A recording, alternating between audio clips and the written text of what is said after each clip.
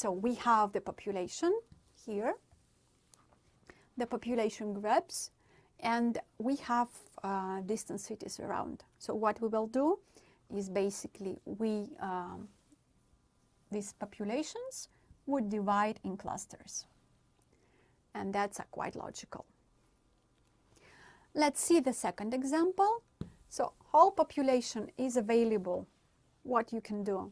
So you can think about this in terms of the cost efficiency, and most probably you can use simple random. If you cannot imagine any monetary terms, so you can just pick wherever you like. So which can be the more appropriate methods of investigation. So you can just use some quota and say I will consider 20 men and 20 women.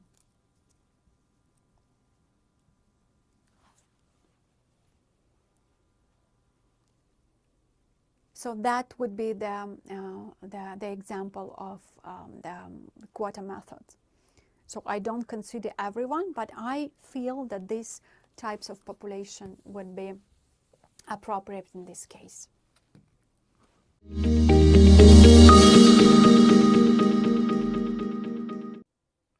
The primary goal of CRM is to increase customer loyalty and, in turn, improve business profitability. This slide shows the components that work together to form a successful customer relationship management system. Let's say a few words on each component. Analytics is the process of studying, handling, and representing data in various graphical formats such as charts, tables, trends, and so on and so forth. It is done in order to observe market trends. Business reporting includes accurate reports on sales, customer care, and marketing. Customer service involves collecting and sending the following customer-related information to the concerned department. Personal information such as name, address, age, and so on is meant.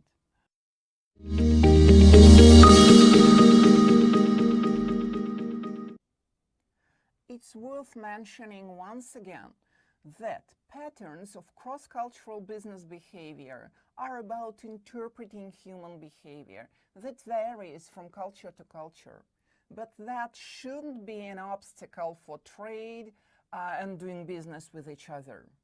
By getting to know each other's culture and letting go of stereotypes, organizations are more open to each other. Richard Gasteland published his ideas in 1999 with his book Cross-Cultural Business Behavior. As a researcher, he has accumulated 30 years of experience in understanding human behavior. He believes that through knowledge of every culture's habits is helpful when building successful business relationship in international business, that through this knowledge we can build this international business, yes? And with the information he obtained through research in different countries, he created a manual about how best to approach different cultures and how one can best understand other cultures.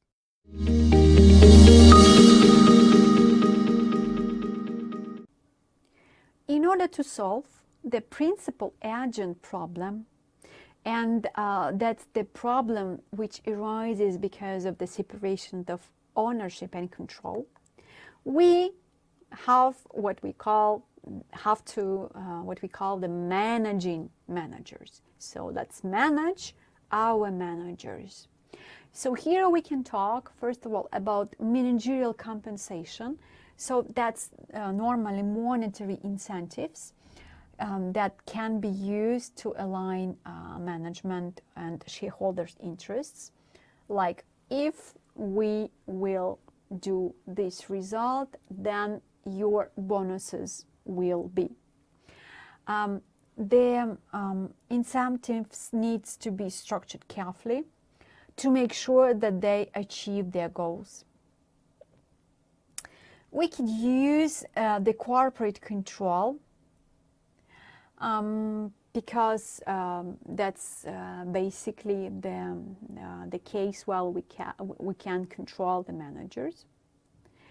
And we can use the other stakeholders as the help to manage our managers. So the agency problem, the principal agent problem, represent the quite important topic in financial management, because there is a separation of the ownership and control, whereas one manages the company and the second one owns it.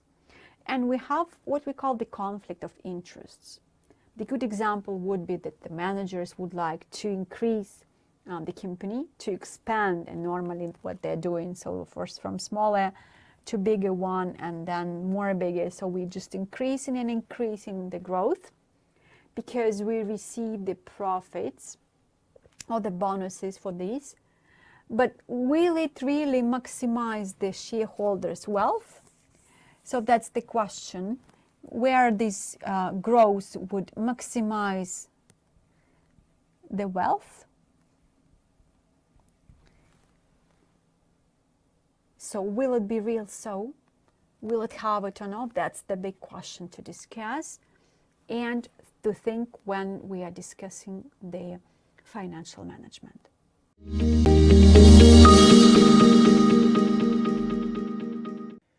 If you are an HR manager, you should know that individuals do not have a single role at all times. Employees tend to perform different roles according to the nature of the project. Individuals can also perform multiple roles depending on the performances of others and the need to achieve the team goals. However, there are people who are likely to play similar roles in what they do due to the nature of their character and personality. For example, it will be very difficult for a shy person to perform a coordinator role.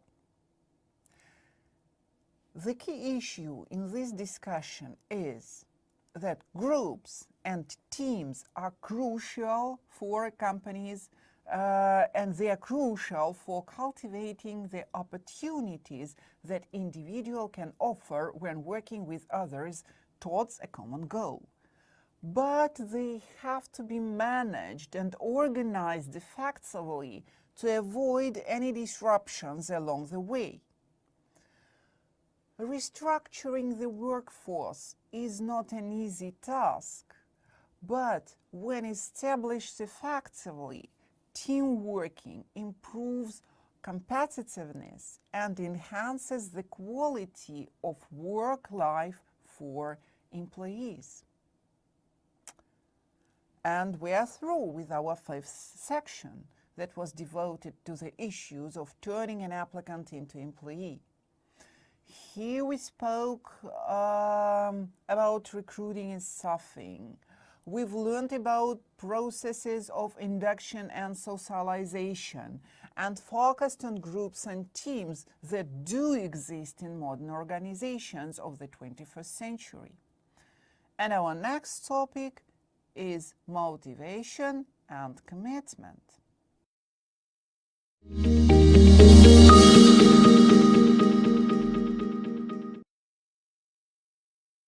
It's better to create an inviting atmosphere during negotiations, but we have to remember about personal space zones for each negotiator.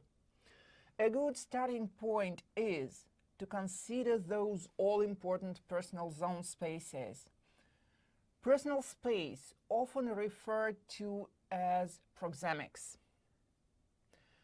We may distinguish intimate space, the closed, so to say, bubble of space surrounding a person. Entry into this space is typically acceptable only for close friends and intimates. The next type of space, personal space, is social and consultative spaces. The spaces in which people feel comfortable conducting routine social interactions with acquaintances as well as strangers. And the next type of space is public space. Public space is the area of space beyond which people will perceive interaction.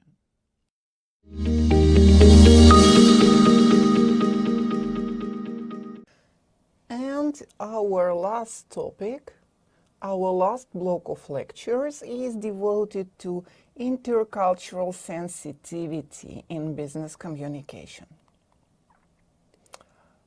The importance of effective intercultural relations in both global and domestic contexts is well recognized right now.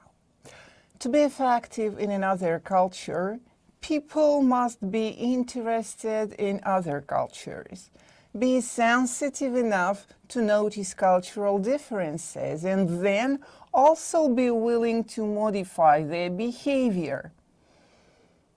We will use the term intercultural sensitivity to refer to the ability to discriminate and experience relevant cultural differences, and we will use the term intercultural competence to mean the ability to think and act in interculturally appropriate ways. Greater intercultural sensitivity is associated with greater potential for exercising intercultural competence. When this broader approach is missing in an individual or group, while approaching interculturally it leads to intercultural insensitivity.